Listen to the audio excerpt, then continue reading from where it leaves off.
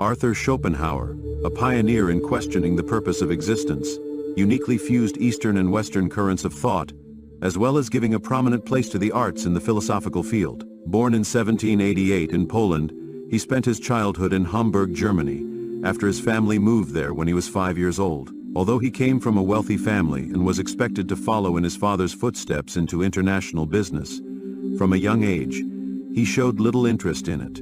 After a trip through Europe with his parents, where he witnessed suffering and poverty, he leaned even more towards scholarship, wanting to deeply understand the workings of the world, especially its darker side. Defying family expectations, he immersed himself in philosophy during his studies at the University and Academy of Sciences of Göttingen in 1809. However, he soon found that academic philosophy lacked connection with the true concerns of life, often deviating towards theological agendas that he despised.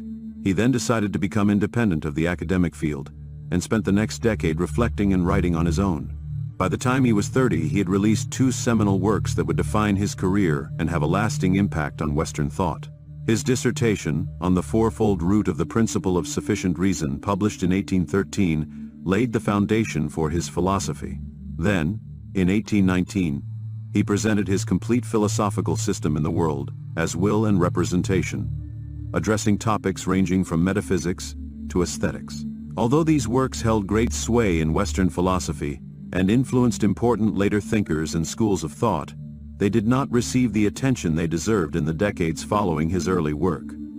Throughout his 30s and 40s, Schopenhauer spent his time working as a university lecturer and as a translator of French prose into English, while continuing to write.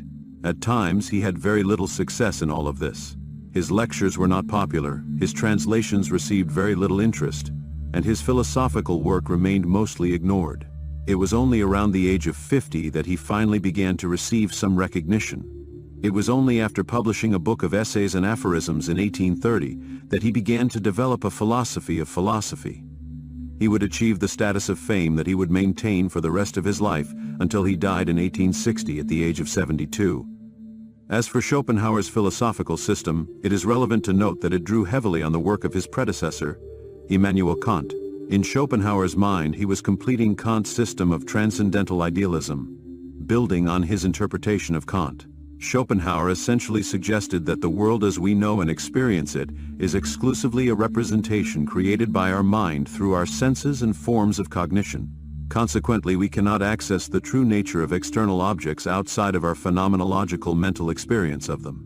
However, deviating from Kant, Schopenhauer argued that not only can we not know or access the various objects of the world as they really are outside of our conscious experience, but that, in fact, there is no plurality of objects beyond our experience at all. Schopenhauer invites us to explore beyond our everyday experience, to discover an essential force that underlies reality. This force, which he calls the will to live, transcends the boundaries of time, space, and any form of objectification. As we look inward to our subjective experience within the body, Schopenhauer suggests that we find this will in action, driving us towards survival, sustenance, and reproduction unconsciously.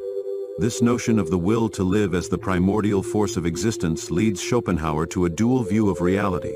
On the one hand, there is the multiplicity of things we consciously perceive in the external world. On the other hand, there is the underlying unity of the will to live that drives all of these manifestations. This duality is the central theme of his masterwork, the world as will and representation. It is worth noting that the term will can be misleading in that it might seem to imply a conscious intention or motivation similar to that of humans. However, for Schopenhauer, will is a blind, unconscious effort with no goal or purpose beyond keeping itself in motion. By the simple fact of keeping itself in motion, the entire material world operates by and through this will, moving, striving, consuming, and violently sustaining itself. Schopenhauer's work was largely a response to Kant and the Western philosophical tradition, but it also contains distinct notes of Hinduism and Buddhism. His conclusion about the nature of reality is strikingly similar to both, and his qualitative assessment of the negative relationship of reality to the conscious self reflects central ideas of Buddhism. This made Schopenhauer one of the first philosophers to truly combine Eastern and Western thought in a systematically comprehensive way. Especially similar to Buddhism, Schopenhauer adds a tinge of dark and deep pessimism to his philosophy by stating that suffering is inherent to life. Unless we recognize it as a fundamental part of existence, our lives will be purposeless. Schopenhauer points out that it is irrational to ignore the pain that abounds in the world, generated by life's inherent needs, as if it were meaningless or simply a fluke. He observes that although each individual misfortune may seem unique, suffering in general is a constant. According to his assessment of reality, Schopenhauer describes the will to live as a force that manipulates us as individuals into acting against our own fundamental interests and desires. This force, malevolent in its nature, traps us in an endless cycle of perpetual seeking, for the will lacks an aim or purpose beyond its own continuation. Therefore, we can never find true satisfaction as long as we are under its influence. We are driven to consume beings, things, ideas, goals, and circumstances, constantly expecting to feel satisfaction or happiness as a result, while we are constantly left unsatisfied in the wake of each accomplishment.